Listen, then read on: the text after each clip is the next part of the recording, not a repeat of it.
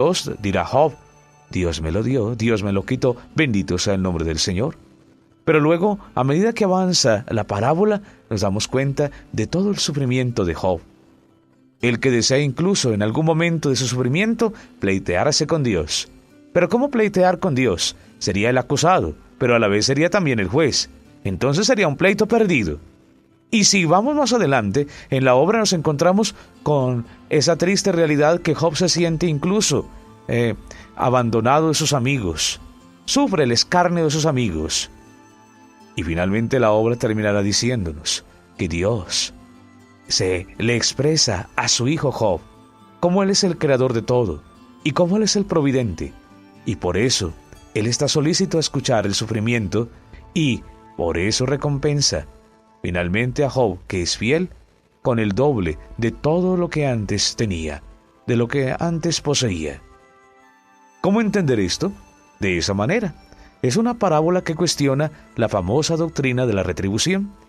La doctrina de la retribución, tan fuerte en el Antiguo Testamento, decía esto: el que tiene dinero, el que tiene muchos hijos, ese carga la bendición de Dios, es un portador de la bendición de Dios.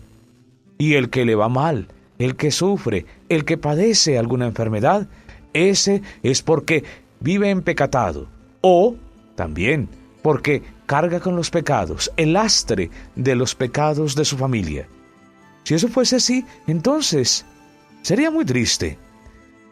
Digámoslo así, eso no es compatible. La doctrina de la retribución no es compatible con el pensamiento cristiano, con la teología cristiana. Nosotros entendemos, y así lo enseña el mismo libro de Job, que el sufrimiento es inherente a la vida del ser humano. Tenemos momentos de gran felicidad en este mundo, tenemos momentos de gozo, pero también para el ser humano aparecen momentos difíciles, momentos en los que debe entender que la vida se compone de ese sufrimiento, de ese dolor. Pero lo de fondo, lo que nos enseña, por ejemplo, Job, es eso, que aún en los momentos de gozo y en los momentos de alegría y también de llanto, de tristeza y sufrimiento, no estamos solos. Contamos con aquel, quien es en verdad el Dios creador y el Dios providente. Bellísimo el mensaje de Job, pero si observan, no es histórico, es una parábola, hace parte de ese género que llamamos nosotros sapiencial. Y si vamos a otro ejemplo, para entender esta segunda clave, que la Biblia posee diversos géneros literarios y a cada uno corresponde su verdad, entonces vayámonos nosotros, por ejemplo, al libro del Apocalipsis. Claro que hay que afirmar que Apocalipsis no solo hay en el último libro de la Biblia. Encontramos ese género literario en diversos textos, tanto del Antiguo como del Nuevo Testamento. Pero me sitúo en el último libro de la Biblia, ya que a muchos cristianos, a muchas personas les inquieta. El libro del Apocalipsis es un libro, ante todo, esperanzador, que echa mano de este género literario, apocalíptico. ¿Para qué? Para expresar ese mensaje de esperanza a quienes sufren. Cuando uno mira el libro del Apocalipsis, está animando a las comunidades cristianas de finales del siglo I y principios, digámoslo, del siglo II. Sufrían esos cristianos la persecución del imperio y también del mundo judío.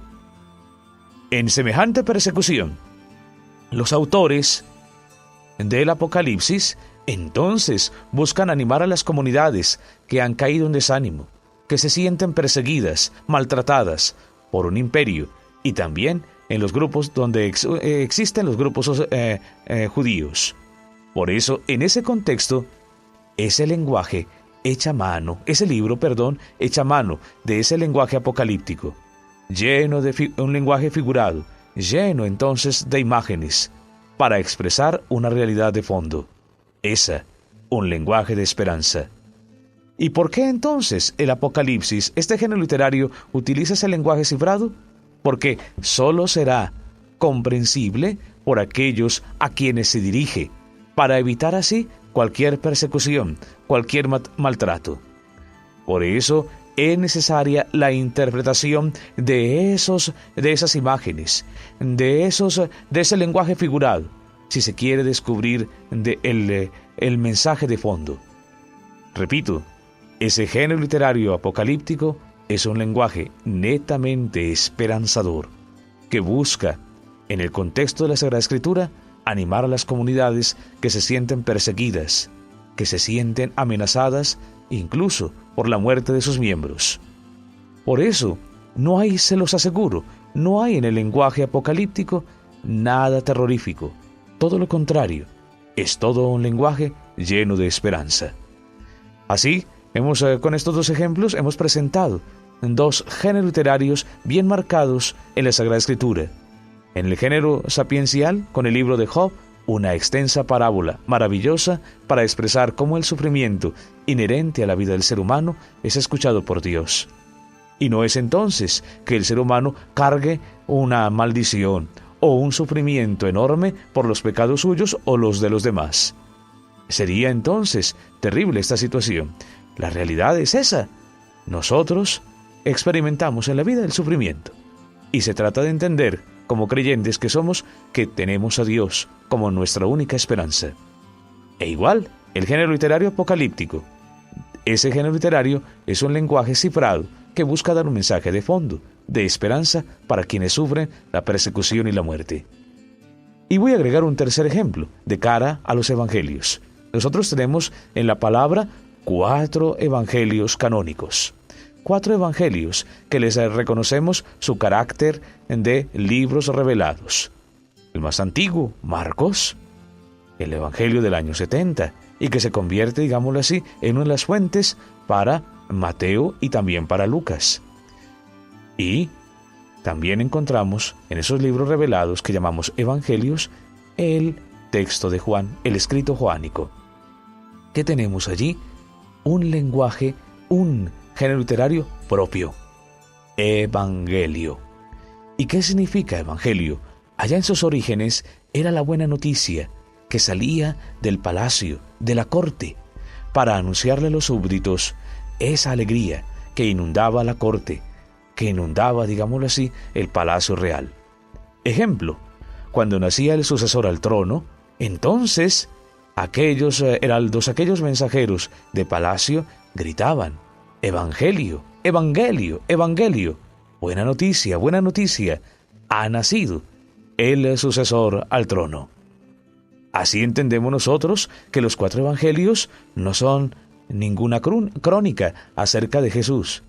No son la historia de Jesús.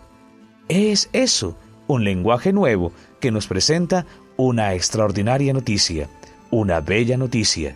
Jesús es el Hijo de Dios, como lo presenta a Marcos. Es el Hijo de Dios, es el Salvador. Y así lo vemos también como en Mateo se nos enseña que Jesucristo es el Hijo de Dios, el Mesías, que encarna las promesas hechas en el Antiguo Testamento para aquel pueblo de la Antigua Alianza, y que ahora se constituye como Mesías y Salvador, y así lo entenderán aquellos que conocen a Jesús, que caminan con Él, y luego, digámoslo así, ese Nuevo Testamento y la Iglesia. Pero también vemos el Evangelio de Lucas. ¿Qué nos encontramos allí? Con este buen hombre que nos regala, digámoslo así, la experiencia de un Jesús que trae una salvación universal, que ofrece a todos la experiencia maravillosa de sentirnos en verdad salvados por Él, porque es el Dios misericordioso, porque es el Dios que acoge a todos, que acoge a la mujer, como bellamente lo señala Lucas. Por eso, también podemos entender que en ese evangelio, en ese género literario, aparece Juan, con un texto maravilloso que abre su evangelio, como ese desde el prólogo. En el principio era la palabra, y la palabra estaba en Dios, y la palabra era Dios, y vino a los hombres. Y luego, a través de esos bellos discursos que nos regala Juan, y también a través de esa realidad maravillosa como la describe Juan en la pasión, descubrimos a Jesús, aquel que existe desde siempre, pero que se encarna precisamente para manifestarle al hombre el don inefable de una salvación que nos acerca al Padre, precisamente para que nosotros tengamos también esa vida divina. Y descubrimos nosotros, con estos ejemplos, eso, que estamos frente a una Sagrada Escritura que posee diversos géneros literarios. Nosotros podemos entonces decir que estas dos claves nos enseñan cómo acercarnos a la palabra. Dentro de 8 días comentaremos la tercera clave, ¿sí? Como la revelación es progresiva. La dejamos solo ahí en el tintero, revelación progresiva. Queremos terminar entonces nuestro programa, Palabra de Dios, con esta bella oración. Señor Jesús, te pedimos que mire nuestra fragilidad y nos dé la gracia de poder amarte sobre cualquier cosa, persona y situación, para que ese mismo amor se vea reflejado en el servicio bondadoso y desinteresado que brindemos a nuestros hermanos. Y la bendición de Dios Todopoderoso, Padre, Hijo y Espíritu Santo, descienda sobre ustedes y les acompañe siempre.